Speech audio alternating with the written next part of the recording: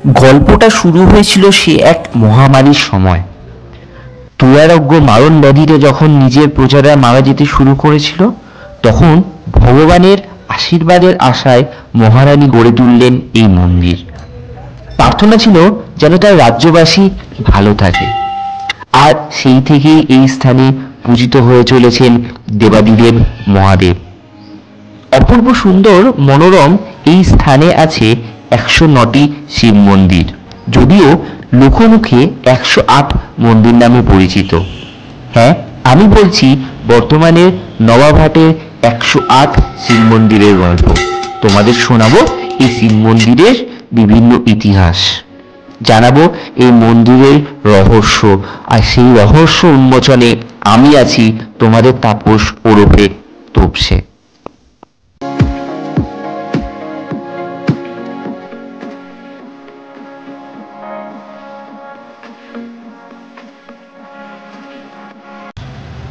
আজ যে জায়গাটায় আমি এসেছি এটা হলো বর্ধমানের 108 শিব মন্দির। খুবই প্রাচীন আর খুবই বিখ্যাত এই শিব মন্দির। তো আজকে আমি তোমাদের যে এই বর্ধমানের 108 শিব মন্দিরটা ঘুরে দেখাবো। যদিও আমার আসার উপলক্ষটা কিন্তু এই 108 শিব মন্দির নয়, আমি এসেছিলাম ওখানে পরীক্ষা নিতে। তো ভাবলাম যে না, একটু যখন এসছি এত কাছে, আসার ইচ্ছে ছিল তো একটু ঘুরে যাই। চলো তোমাদের 108 শিব মন্দিরটা এবার ঘুরিয়ে দাও। নামে 108 শিব মন্দির, আছে 109টি। জপমালার মতো আছে 108টি মন্দির, বাকি একটু দূরে গলার হারের লকেটের মতো। বর্ধমানে 108 মন্দিরের খ্যাতি এখন ভারত জোড়া। সারা বছর দেশের বিভিন্ন রাজ্য থেকে ভক্তরা এই মন্দিরে পুজো দিতে আসে। বর্ধমানের নবাবহাটে প্রায় 230 বছর আগে বহু অর্থ ব্যয় করে এই মন্দির গড়েছিলেন মহারানী বিষণ কুমারী। দেশের বিভিন্ন প্রান্ত থেকে সাধু সন্ন্যাসীদের এনে জাঁকজমক করে এই মন্দির প্রতিষ্ঠা করা হয়েছে। মহারানী বিষণ কুমারীর বর্তমানে নবাবহাটে 108 শিব মন্দির প্রতিষ্ঠার এক দীর্ঘ ইতিহাস আছে। এই মন্দিরের নির্মাণ শুরু হয়েছিল 1788 খ্রিস্টাব্দে, শেষ হয়েছিল 1790 খ্রিস্টাব্দে। সেই সময় বর্ধমান সংলগ্ন নবাবহাট এলাকায় মহামারী দেখা দিয়েছিল। বহু মানুষের মৃত্যু হয়েছিল। স্বজনদের হারিয়ে শোকে মুহ্যমান হয়ে গিয়েছিলেন এই এলাকার বাসিন্দারা। এলাকায় মন্দির করে বাসিন্দাদের ঈশ্বরমুখী করে তাদের শোক ভোলাতে চেয়েছিলেন বর্ধমানের মহারানীমা। সেই ভাবনা থেকেই নবাবহাটে এই 108 শিব মন্দির গড়েন তিনি। মহাড়ম্বরে সেই মন্দির প্রতিষ্ঠা করা হয়। জপমালার আদলে 108টি এবং অতিরিক্ত আর একটি মোট 109টি স্থাপত্যকে গেঁথে প্রতিষ্ঠা করা হয়েছিল এই মন্দির। এই মন্দিরমালা বর্ধমানের এক অনন্য শিল্পকীর্তি। এই 109তম মন্দিরটি প্রতিষ্ঠার সময় সেখানে রঘু সাধুর উপস্থিতি হয়েছে।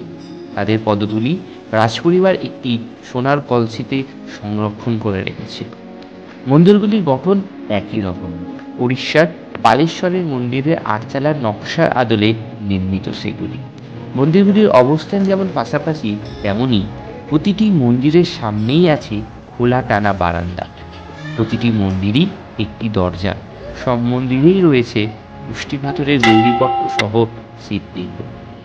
প্রতিষ্ঠার সময় সবগুলি মন্দিরের সামনেই একটি করে বেলগাছ রোপণ করা হয়েছিল। সারা ভারতে 108 শিব মন্দির মাত্র 2টি জায়গায় আছে। আশ্চর্যজনকভাবে এই 2টি জায়গাই পূর্ব বর্ধমান। প্রথমটি বর্ধমান শহরের উপকণ্ঠে নবাবহাটে, আর দ্বিতীয়টি কালনা।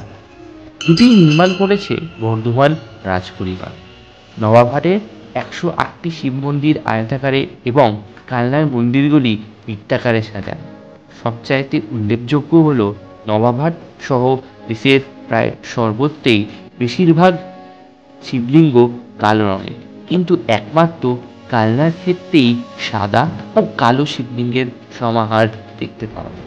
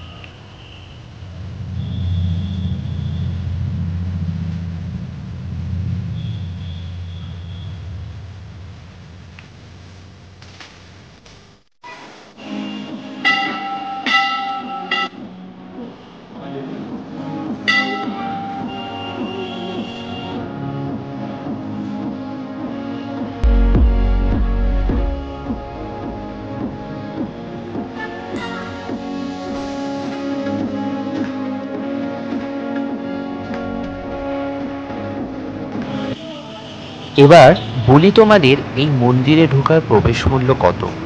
মাত্র 2 টাকার টিকিটের পরিবর্তে তোমরা টিকিট কাউন্টার থেকে টিকিট সংগ্রহ করে নিতে পারো। জুতো রাখার মূল্য জনপ্রতি 1 টাকা করে। বাইরে থাকছে কিন্তু গাড়ি পার্কিংয়ের সুব্যবস্থা।